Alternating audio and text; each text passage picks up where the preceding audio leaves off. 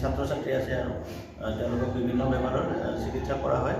আৰু ইয়াত মেইনলি আপোনাৰ যিখিনি এই বতৰৰ কাৰণে হোৱা বেমাৰ ধৰক কাহ চৰ্দি এনেকুৱা ধৰণৰ আৰু দাঁতৰ বেমাৰ চকুৰ বেমাৰ এইখিনি বেমাৰে ধৰা পৰিছে। মই ৰঙিয়া ব্লক PHCৰ RDSৰ ডক্টৰ হয়। আজি কেম্পটো পতাৰ আচলতে উদ্দেশ্যটো হৈছে এই যিখিনি আমাৰ উঠি অহা ল'ৰা ছোৱালী সেই ল'ৰা ছোৱালীখিনি যাতে এটা মানে প্ৰাথমিক স্বাস্থ্য পৰীক্ষা এটা মানে তেওঁলোকে কৰিব পাৰে আৰু স্বাস্থ্য পৰীক্ষা কৰিব পাৰে আৰু সেয়াই আমাৰ উদ্দেশ্য। তেওঁলোকে যাতে ভৱিষ্যতে ইয়াৰ পৰা স্বাস্থ্য পৰীক্ষা কৰি কিবা যদি ধৰক তেওঁলোকৰ বিশেষ বেলেগ প্ৰব্লেম থাকে সেইখিনি ৰেফাৰ কৰি দিয়া হয় আমাৰ ডক্টৰে। তাৰ পৰা তেওঁলোকে আকৌ পিছৰ পৰ্যায়ৰ মানে চিকিৎসাখিনি আগবঢ়াব পাৰে আৰু বিনামূলীয়াকৈ। আৰু আমাৰ ইয়াতে ধৰক আজি কেম্পত বিনামূলীয়া ঔষধ পাতিৰো যোগান ধৰা হৈছে, প্লাছ আমাৰ দিহা পৰামৰ্শ আগবঢ়োৱা হৈছে আমাৰ ডক্টৰসকলে।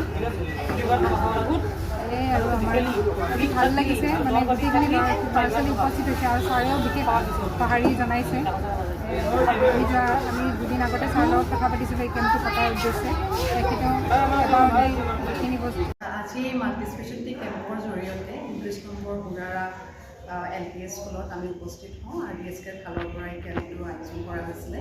তাতে মই দন্ত চিকিৎসক হিচাপে আজি বহুতখিনি সৰু ল'ৰা ছোৱালীৰ দাঁতৰ পৰীক্ষা কৰা হয় আৰু 95% ল'ৰা ছোৱালীয়ে দাঁতৰ বেমাৰত আক্ৰান্ত।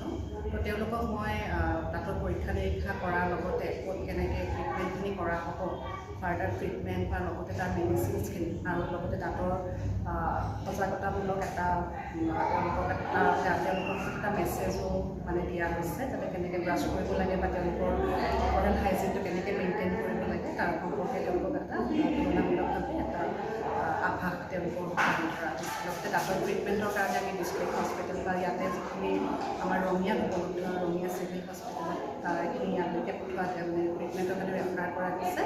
বাকীখিনি ফাৰ্ডাৰ ট্ৰিটমেণ্টৰ কাৰণে ডিষ্ট্ৰিক্ট হস্পিটেললৈ ৰেফাৰ কৰা হৈছে। মই আজি ৰঙিয়া মহকুমা স্বাস্থ্য বিভাগক বিশেষভাৱে ধন্যবাদ জ্ঞাপন কৰিছোঁ যে আমাৰ কেইবাগৰাকী ল'ৰা ছোৱালীৰ অসুখ হৈ আছিলে এইকেইদিন। আজি বিনামূলীয়াকৈ তেওঁলোকে সেৱা আগবঢ়োৱাৰ কাৰণে মই ধন্যবাদ জ্ঞাপন কৰিছোঁ। বিশেষভাৱে আমাৰ সুনীতা ভাগৱতী বাইদেউক মই বিশেষ ধন্যবাদ দিছোঁ এইকাৰণে যে পৰহিৰ পৰা মোৰ সঘনাই যোগাযোগ কৰি আছে যে এই শিবিৰটো কেনেকৈ পৰিচালনা কৰিম, কেনেকৈ আগবঢ়াই লৈ যাম।